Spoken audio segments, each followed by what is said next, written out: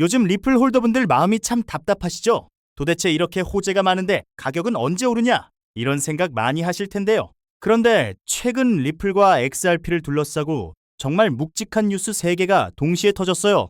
하나하나 떼어놓고 보면 그냥 지나칠 수 있지만 이걸 한자리에 모아서 연결해보면 완전히 다른 거대한 그림이 그려지거든요. 오늘 영상에서는 흩어진 뉴스들을 하나의 완벽한 구조 안에서 날카롭게 분석해드릴 테니까 채널 고정해주세요. 먼저 현지 시간으로 5월 19일 미국에서 정말 엄청난 일이 일어났습니다. 트럼프 대통령이 암호화폐 기업의 결제 시스템 접근을 검토하라는 행정명령에 전격 서명했어요. 그런데 신기하게도 같은 날 CNBC가 발표한 2016년 혁신기업 50에서 리플이 당당히 16위에 이름을 올렸죠. 여기에 불을 지피듯 XRP 레저 위의 실물자산 시장에는 한 달 만에 무려 14억 달러라는 거금이 새로 유입되었습니다. 이 대단한 사건들이 하루 만에 동시에 일어난 이유가 무엇일까요? 이걸 절대 단순한 우연으로 보시면 안 됩니다. 정책 환경의 균열이 시작되었고 내부 펀더멘탈은 차곡차곡 누적되고 있으며 장기 인프라가 준비되는 와중에 외부의 주류 평가까지 따라붙기 시작한 거죠. 이 4가지 흐름이 동시에 같은 방향을 가리킬 때는 시장의 판도가 바뀌고 있다는 신호로 해석해야 합니다. 결국 이 거대한 흐름들이 어떻게 맞물려서 우리 XRP 가격으로 연결될 수 있는지 그 핵심 루트를 지금부터 하나씩 짚어드릴게요. 먼저 트럼프의 행정명령을 뜯어보면 핵심은 크게 2가지로 나뉩니다. 연방정부와 연준이 앞으로 3개월 동안 기존 규정을 싹 뜯어보면서 어떤 규정이 핀테크 기업의 결제 시스템 접근을 부당하게 막았는지 확인하게 되고요.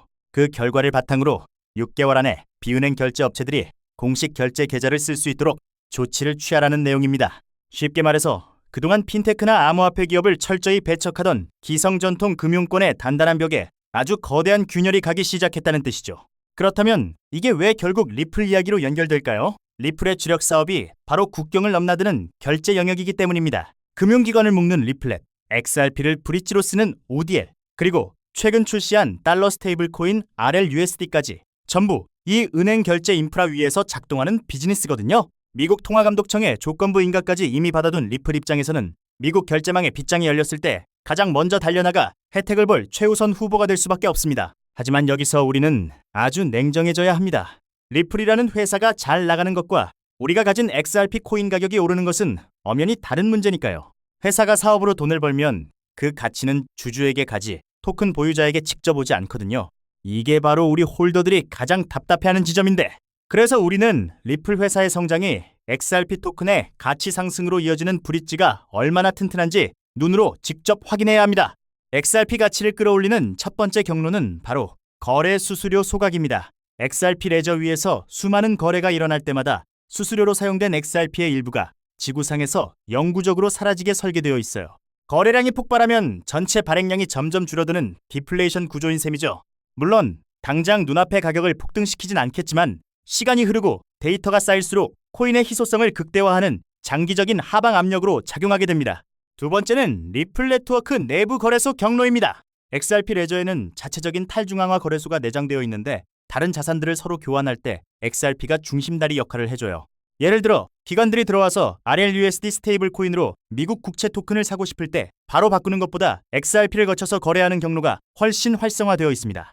즉 네트워크 안에서 실물 자산 거래가 늘어날수록 XRP의 필수적인 수요가 계속 생겨난다는 소리죠. 세 번째는 리플의 핵심 무기인 ODL 송금 경로입니다. 미국에서 멕시코로 돈을 보낼 때 달러를 급하게 XRP로 바꾸고 전송된 XRP를 현지에서 다시 페소화로 바꾸는 초고속 시스템인데요. 송금이 일어나는 짧은 순간마다 XRP를 시장에서 무조건 매수해야 하는 구조입니다. 이번 트럼프 행정명령으로 미국 내 결제 시장이 본격적으로 개방되면 이 ODL 사용량이 늘어남과 동시에 XRP에 대한 직접적인 매수 세력으로 작용하게 될 것입니다. 여기에 더해 리플은 최근 프로젝트 1분이라는 전문 기업과 손잡고 양자 컴퓨터 위협에 대응하는 실무 단계에 착수했습니다. 기존 암호 체계 위에 양자 저항 암호를 한 겹 더 쌓는 하이브리드 서명 기술을 도입하는 건데요. 비트코인이나 이더리움이 아직 방향성을 논의하거나 로드맵에만 넣어둔 반면 리플은 재단 중심의 빠른 의사결정으로 벌써 행동에 나섰어요. 10년, 20년 뒤에도 살아남을 금융 인프라라는 신뢰를 기관들에게 확실히 심어주는 대목입니다. 이러한 신뢰가 있으니 돈이 먼저 움직이는 법이죠. 최근 한 달간 리플 네트워크로 들어온 실물자산 토큰화, 즉 RWA 규모가 14억 달러를 돌파했습니다. 이 유입 속도는 시장에서 가장 빠르다는 이더리움과 솔라나마저 제친 수준인데요. 더 소름 돋는 건 이 자금들이 트럼프의 행정명령이 발표되기 훨씬 전부터 이미 밑바닥에 깔리고 있었다는 점입니다. 정치적 호재가 갑자기 툭 떨어진 게 아니라 펀더멘탈이 이미 완성된 자리에 제도가 가속도를 붙여준 모양새인 거죠. 실제로 미국의 대형 디지털 자산 플랫폼인 어폴드의 CEO도 인터뷰를 통해 미국 내 규제 불확실성이 걷히고 있으며 리플이 결제와 자산 토큰화에서 압도적인 실적을 보여주기 시작했다고 증명했습니다. 물론 이 모든 신호들이 오늘 당장 차트를 위로 쏘아 올리는 단발성 펌핑 재료는 아닐 수 있어요. 하지만 이건 분기 단위, 년 단위로 리플의 기초 체력을 완전히 바꾸는 거대한 구조적 변화라는 점이 훨씬 중요합니다. 결국 결론은 하나입니다. 정책, 펀더멘탈, 인프라, 그리고 주류 시장의 평가까지 4가지 퍼즐 조각이 지금 완벽하게 맞춰지고 있어요. 과거 소송전으로 4년 넘게 고생하셨던 홀더분들이라면 이 자산이 단타로 쉽게 먹는 종목이 아니라는 걸 누구보다 잘 아실 겁니다. 하지만 이 단단해진 금융 인프라 구조가 완성되고 가치가 폭발하는 그 타이밍에 내가 과연 어디에 서 있을지 고민해 보셔야 해요. 준비된 자만이 기회를 잡는 법입니다.